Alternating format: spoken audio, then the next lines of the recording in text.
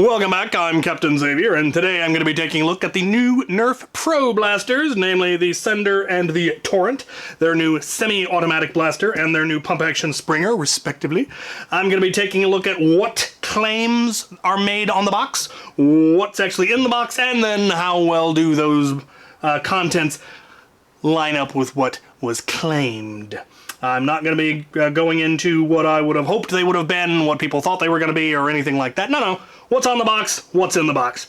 That is the question. I will be comparing them to the Strife X to kind of look at where Nerf Pro started, where it's going, and all of that, and speculate on that. We're going to get FIPS, we're going to take it to the range, and then of course we are going to talk about it. Let's start by taking a look at the claims on the box, and they're relatively similar. They both claim that they will get 150 FPS.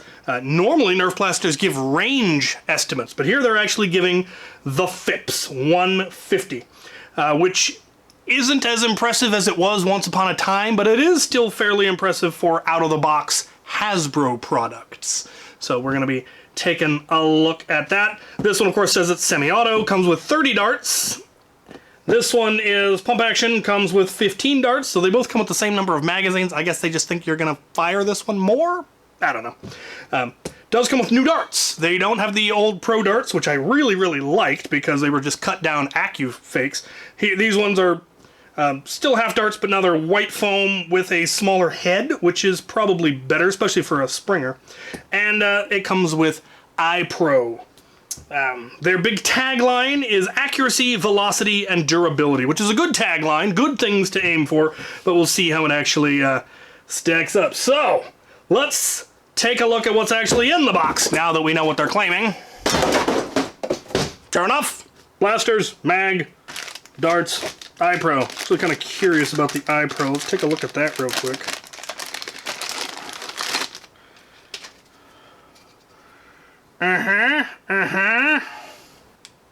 ZB7 Plus. So they actually are impact rated, which is nice. So, good iPro, very simple. It does say Hasbro on it. It doesn't have no fancy logos or anything like that. So, decent iPro, but not overly flashy or a lot of money being spent on it. Does have the number of darts they said, 15 and 30. And the magazines. They're svelte. They've got a little hook there, and they are, in fact, angled talons. Now, I have some questions as to why they went with angled talons instead of the same straight talons that came with the Strife X, but we'll speculate on that later. This one takes 8 AAs, which is another big change that I'm going to talk about. This one is pump action. There was some speculation about that. We were afraid that it was actually going to be rear prime, and it turned out it's pump action, and I definitely like that. They do have stock attachment points underneath these caps. We'll talk about that. But I know you're here for the numbers. Let's go get some numbers. Right, we're going to start with the Torrent. They're claiming 150 FPS. Are we getting 150 FPS?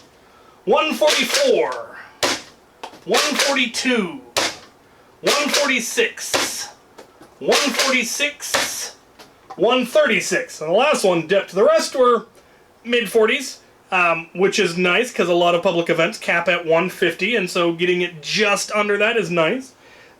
Little under what they claimed. They claimed 150. I never hit 150 or above, so, you know, alright. Dubious.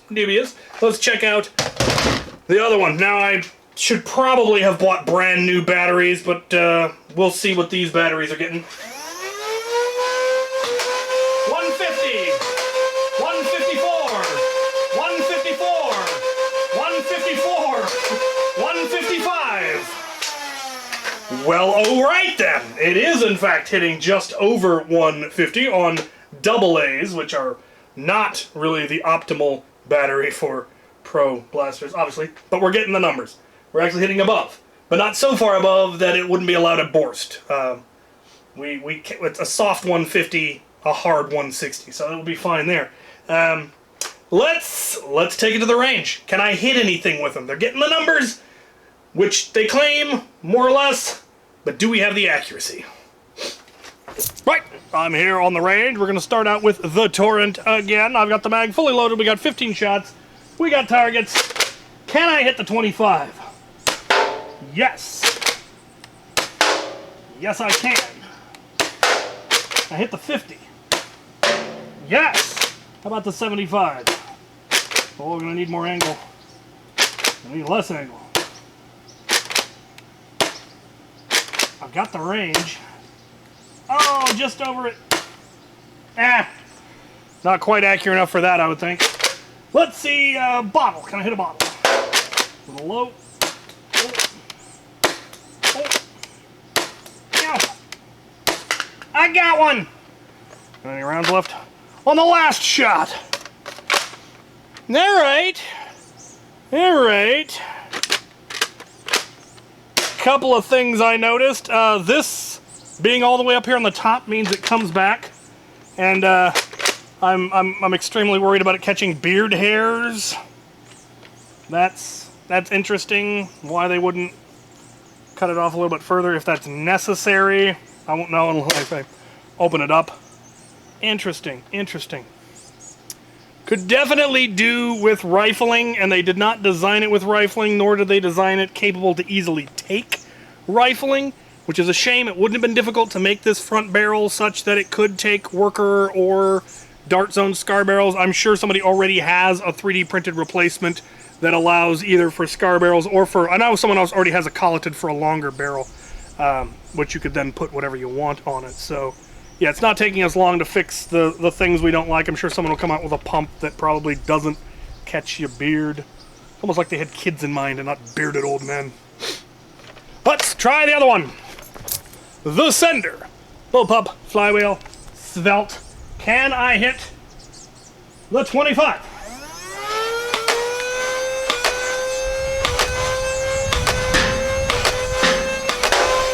Eventually. Not the most accurate thing in the world. Let's try some more.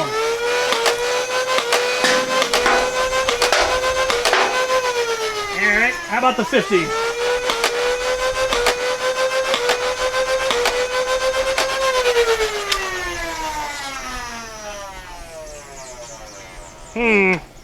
It's definitely not the most accurate thing in the world. Wonder how badly aligned my wheels are. Yeah, I'm looking down the barrel. Don't give me that. It's empty. Well, we're gonna have to talk about that, I'm sure. How bad are they? No, they look good. Yeah. Interesting. Interesting. I'm gonna reload and try some more. Fresh mag, we're gonna try firing a little bit faster this time.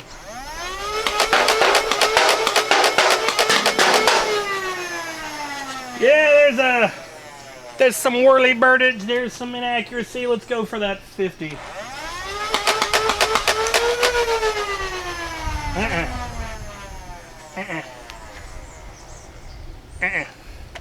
And I got line flywheels. Alright.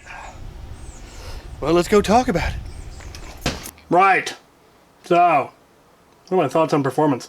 Honestly, it was about what I expected. The Sender actually did better than I was expected, if I'm entirely honest. It fired relatively straight for having so short a barrel and no rifling. I'm fairly impressed. Especially for a $30 blaster. This one I was expecting a little bit more out of. My flywheels appear to be fairly well aligned. A friend of mine, when they bought theirs, the flywheels were very misaligned, and there was nothing that even resembled a grouping. Mine, decent grouping, but I would have liked a little bit better for a $50 blaster. But again, $50 blaster, yeah. Let's bring a Strife X out here and talk comparisons. So the Strife X. The Strife X was Nerf's first pro blaster. It came out last year, 2023, and it was the culmination of years of our hobby tinkering and developing a solid platform. It was 3S. It came with a rechargeable 3S LiPo. It had good motors, good cage, good wheels, everything about it. The only thing I didn't like was the trigger pull, but that was easy to fix, and now it is a super snappy trigger pull. I like that. That's something I don't like about the sender. The sender has the same, kind of the same trigger issues, that the spring is on the pusher rather than on the trigger. And it's a geared pusher system, and so having the gears gives you mechanical advantage, which is nice, but then they completely negate that by having the spring on the far side of your mechanical advantage. So it's working against you with mechanical advantage. So, gonna open it up, and I'm definitely gonna try to switch that so it has a much nicer trigger pull. We will see how that works out. I will also definitely consider changing from AA's to 3S. My one concern is that that might increase the FPS even further, and this would no longer be viable for Borst. As it is, I could use this as a loner blaster at Borst, especially if I put rechargeable AA's, which I was sent a bunch of, so I have them. And that would be nice. Both of these would make excellent loner blasters for a 150 FPS game. Definitely wouldn't take either of these into a competitive field. They just don't have quite the performance. If the field was limited to 150, this one wouldn't actually be terrible, especially with a few upgrades. But where is the big difference between them? Well, the biggest and most obvious difference is that this one was $120, this one is $30, and this one is $50. So they are much, much less expensive. But you get what you pay for. This one is $80 less. $70 less.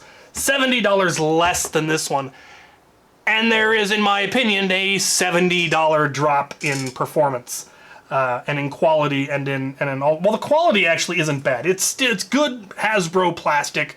This is something you could indeed drop. It is durable. How long it will last functionally, I couldn't say. I don't plan to stress test it because I paid for it. But you know, as far as standard Hasbro build quality, plastic quality, all of that, does have a stock attachment point, and there are some good stocks for it. The one that I found that I like the most is the Recon Mark II stock. This one's actually out of the Battle Camo Strife. The Recon Mark II stock is a nice short stock, and that's the length that I find to be very comfortable with both of these blasters. And the one from the Battle Camo Strife matches beautifully. The gray isn't quite there. It's not bad. It's not quite there. It's not quite the right gray. But the orange and white just matches lovely. Anyway, both of them have that. The choice to switch to an angled Talon mag is an interesting choice. I understand why they did it for this one. It makes for a much more comfortable grip. Obviously, if it had been straight up and down, it would have been awkward and uncomfortable. So going with the angled one there, I understand. This one, it could have gone with straight. It wouldn't have made any difference, except then you'd have two different mags for the two different Pro blasters, and obviously they wanted to standardize it. They did make it standard angled Talon, and I like that. They are tight mag wells, though. It doesn't drop the magazine at all. You have to pull it out. And on this one, it's really stuck in there. Even when you completely compress the button, it still has something locking on a tab of some kind. Presumably this little tab here, which is probably there to prevent you from putting it into their competitors' blasters, because the worker doesn't have that lip, though. That would be a couple of seconds with a file to remove. But they did still go with a hobby standard train. A hobby standard train.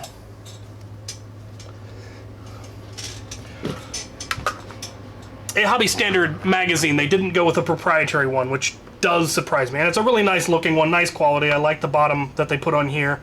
That's pretty cool. Don't like that lip, but that's easy to remove. If they sell these in a 2-pack, I will almost certainly buy a bunch and file those tabs off so I can use them in my other angled Talon blasters. But where else is the drop in price coming in? Well, it doesn't come with a rechargeable 3S LiPo anymore. This one came with this very interesting looking USB-C rechargeable balanced 3S LiPo. Very, very nice. Good spin-up speed. There's no delay on the spin-up. Whereas this one running on AA's it takes it a while to get up to speed because AA's just don't have the current necessary to get flywheels spinning fast enough. Running on 8 AA's, it's actually it's about the same as a fully charged 3S LiPo. So you could just tear it out, put a 3S LiPo in, and while it shouldn't affect the FPS much, honestly, because the voltage is going to be about the same. The spin-up time is going to be much less, and the sag between shots should be a lot less. I am going to experiment with that, because again, I don't want to increase the FPS to a point that I can't use this as a loner blaster at Borst. But we will see. The battery housing is unfortunately not mod-friendly. We'll take a look at that as well. The Springer, I was impressed with. I wasn't expecting it to be that accurate. I wasn't expecting it to be that consistent.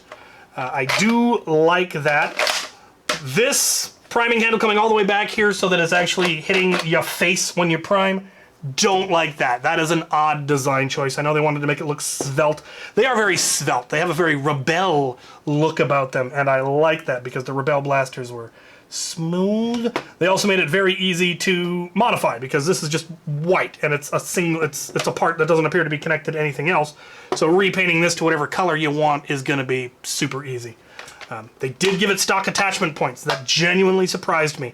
You do have to have very short stocks, but there are a lot of options. Like I said, the Recon Mark II is a good option.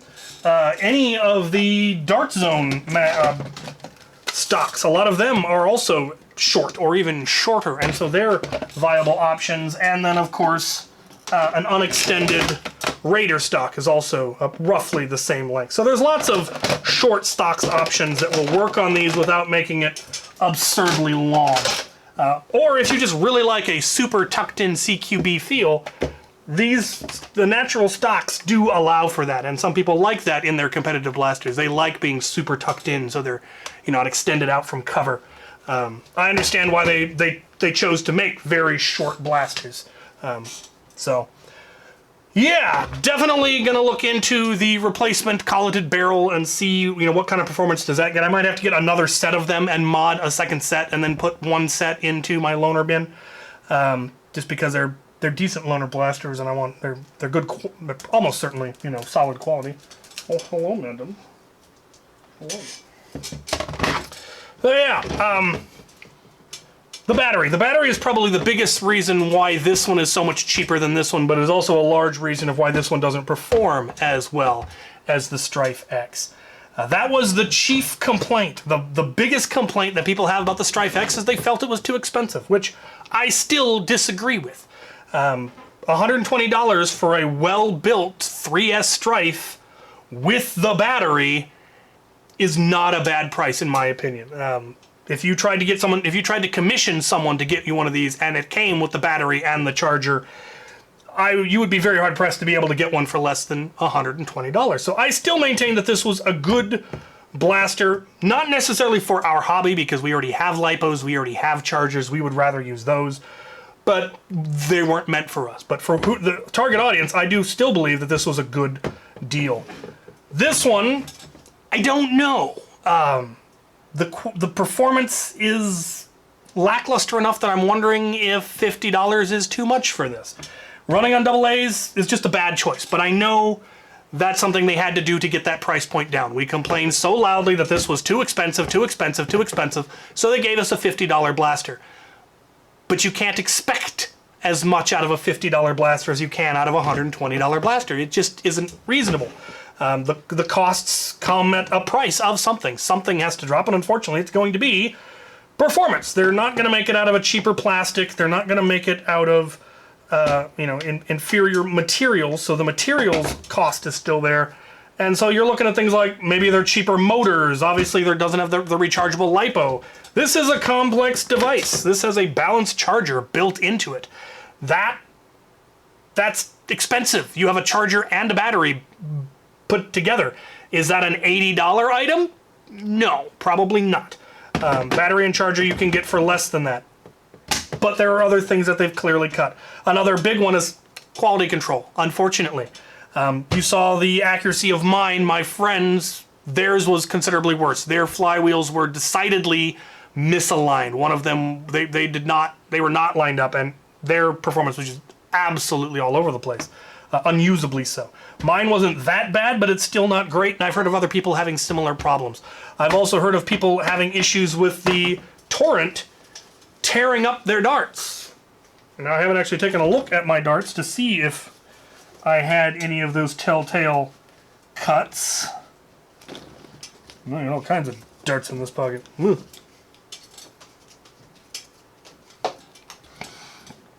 But I'm not seeing any. I'm not seeing any damage. So that's not to say that that didn't happen. It obviously did. I'm saying that it's inconsistent, which is arguably worse. Because if the issue is consistent, then there's something that is distinctly wrong and can be easily fixed usually. When it's an inconsistent problem, that makes it a lot harder to diagnose and to solve. And so it's looking largely like a QC problem, quality control.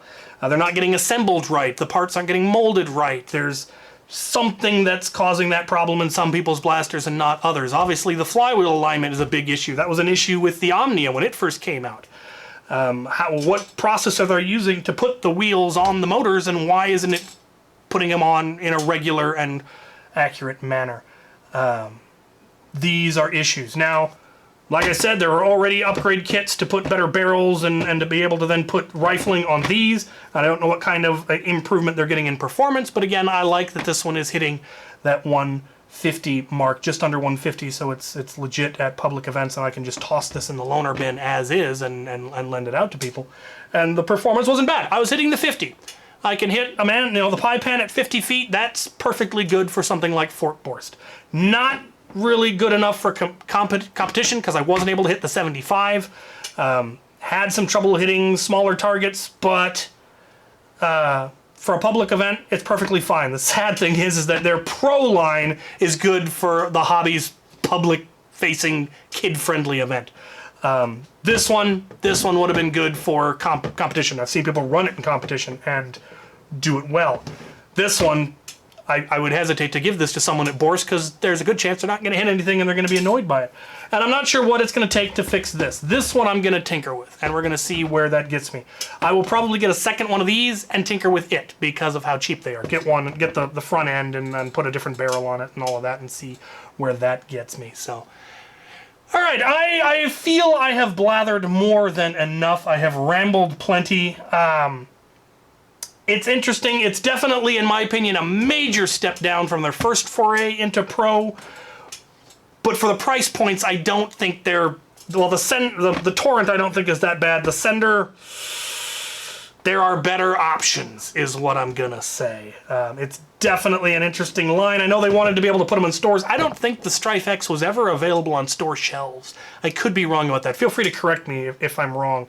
But I never saw one on a store shelf. I ordered both of mine, or one was sent to me and I ordered a second one.